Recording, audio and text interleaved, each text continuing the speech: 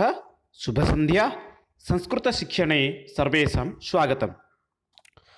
अद्य अस्माकं चर्चाविषयः अस्ति लेखननियमाः। जब हम संस्कृत में वाक्य रचना करते हैं तो उस समय सामान्यतः लिखते समय कुछ त्रुटियां हो जाती हैं। उन त्रुटियों को कैसे मार्जन करना है, इस विषय में हम अभी डिस्कशन करेंगे। तो इससे पहले हमने पहले पार्ट में माँ हलंत और अनुस्वार का प्रयोग वाक्य में किस तरह करना है, इसके ऊपर डिस्कशन किए थे। अगर वो वीडियो को आपने नहीं देखे हैं तो ऊपर आई बटन में लिंक है, वहाँ पर विजिट करके देख सकते हैं, या फिर नीचे डिस्क्रिप्शन में भी लिंक है, वहाँ पर भी विजिट करके देख सकते हैं। तो आज हम सेकेंड पार्ट में डिस्कशन करेंगे। संस्कृत में जब वाक्य बनाते हैं उस समय ट, ठ, व, श, श, इन वर्णों का कैसे व्यवहार करना है। तो पहले देखते हैं, टकार स्थाने ठकार अथवा ठकार स्थाने टकार से प्रयोग प्रायतः भवति। अर्थात टकार के जगह ठकार का प्रयोग होता है और साथ में कभी कभी हम लोग ठ के जगह ट वर्ण का प्रयोग कर लेते हैं। जैसे यहाँ पर दिया है श्लिष्टः, श्लिष्टः, देख सकते हैं श्लिष्टः, पर इसका सही उच्चारण क्या होता है? श्लिष्टः, ठ उच्चारण होता है, पर ज्यादातर लोग इसको श्लिष्टः ही लिखते हैं, पर इसका सही श्लिष्टः है। उसी तरह मिष्ठान्नम, ये गलत है, बल्कि इसका सही क्या है? मिष्ठान्नम, मिष्ठ प्लस अन्नम, मिष्ठान्नम अर्थात मधुर। उसी तरह घनिष्ठः लिखा जाता है, पर वो गलत शब्द है, बल्कि इसका सही शब्द यही है कि घनिष्ठः। उसी तरह विशिष्टः, विशिष्टः, ये देख सकते हैं आप, यहाँ पर ठ का उच्चारण होता है ज्यादातर, पर ये गलत है, बल्कि इसका सही क्या है? ट है। घन प्लस इष्टः, घनिष्ठः। उसी तरह बिल्कुल उसी तरह ही आता है विशिष्ट। और आगे है निष्ठा, निष्ठा नहीं होता है, निष्ठा होता है। ज्यादातर बच्चे यही लिखते हैं निष्ठा, पर उसका सही यही है कि निष्ठा, ना कि निष्ठा। अभिष्ट, ये भी एक है, अभिष्ट ही लिख देते हैं, पर इसका सही उच्चारण है अभिष्ट। तो वो तो था ट और ठ, इन दोनों वर्णों का वाक्य में अर्थात शब्द में कैसे प्रयोग करते हैं, इसके बारे में तो अभी हम लोगों ने देख लिया। अभी देखते हैं नासिका व्यंजना नाम अशुद्धयः, अर्थात नासिका से जो भी व्यंजन वर्ण आते हैं उनका शब्दों में कैसे प्रयोग करना चाहिए, या फिर वाक्यों में जब हम प्रयोग करते हैं उन वर्णों का शब्द के अंतर, तो उसको किस तरह व्यवहार करना चाहिए। तो पहले जानते हैं नासिका में कौन से व्यंजन ज्यादातर उच्चारण होते हैं। पहले व, न्य, ण, न, म, अर्थात हर एक वर्ग का पांचवा वर्ण जो है वो नासिका से लगभग उच्चारण होता है। जैसे क वर्ग का अगर सोचेंगे तो क, ख, ग, घ, व, अंतिम वर्ण व आता है। उसी तरह उसके बाद आता है च वर्ग। च वर्ग में च, छ, ज, झ, न्य, बिल्कुल उसी तरह जितने भी सारे वर्ग है क, च, ट, त, प, इन पांचों वर्ग के अंतिम वर्ण जो है वह न्य, ण, न, म, इन वर्णों का वाक्य में कैसे व्यवहार करना चाहिए। तो पहले दिया गया है संख्या। ज्यादातर बच्चे क्या करते हैं, संख्या स के ऊपर चंद्र बिंदु का प्रयोग करते हैं, पर ये बिल्कुल गलत है। इसके जगह आप अनुस्वार का प्रयोग कर सकते हैं। किरणम, किरणम, इसके जगह न जो है वो गलत है, सही क्या है? किरणम है। उसी तरह रंगभूमि ही, रंगभूमि में र के ऊपर अनुस्वार का प्रयोग करना गलत है, बल्कि इसके जगह क्या करना चाहिए? व वर्ण का प्रयोग करना चाहिए।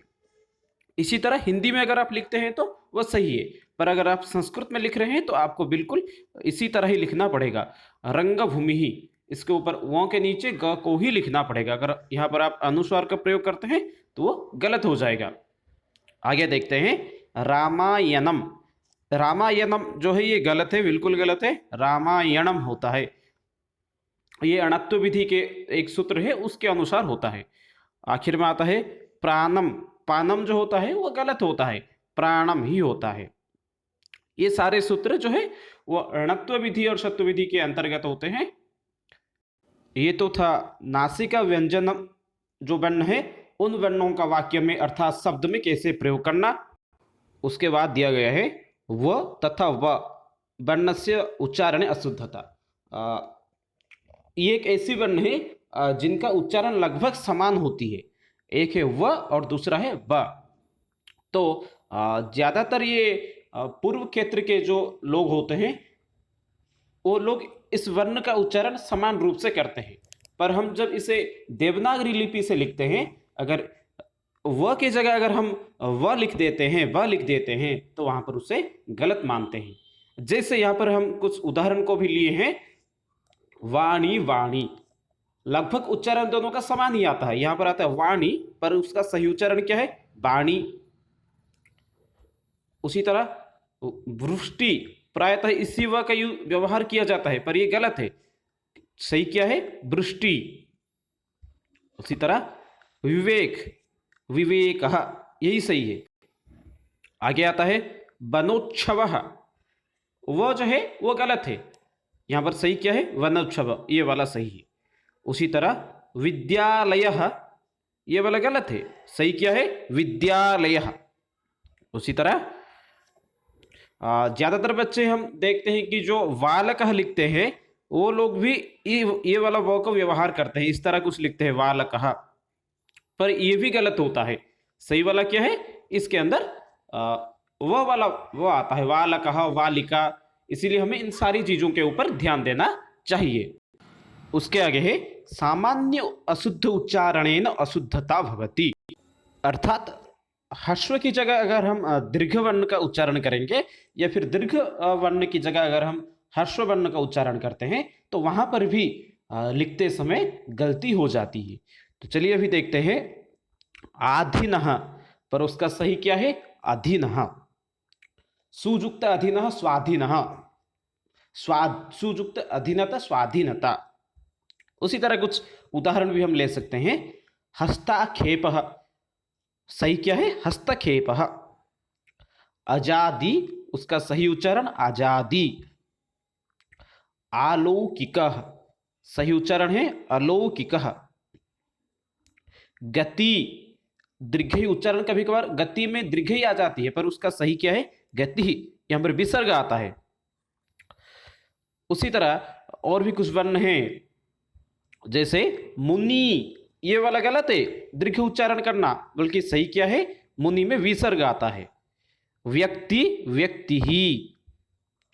वृद्धि, वृद्धि, बड़ी वाली ई इसमें प्रयोग नहीं किया जाता है बल्कि हर्षय के साथ विसर्ग का प्रयोग किया जाता है वृद्धि में। कवि, कवि ही। उसी तरह पूर्णम, पूर्णम, ज्यादातर हम पूर्णम में देखते हैं कि बच्चे छोटे ऊ का प्रयोग करते हैं, बल्कि उसकी सही उत्तर यही होती है कि वहां पर बड़े वाले ऊ का ही प्रयोग किया जाता है, दीर्घ ऊ हम उसे बोलते हैं संस्कृत में। उसी तरह आशीर्वादः, आशीर्वादः, बल्कि सही उसका क्या है, सा में बड़ी वाले ई का प्रयोग किया जाता है, दीर्घ ई का। उसी तरह साधु, साधु, साधु में हमेशा छोटे वाले ऊ का ही प्रयोग किया जाता है।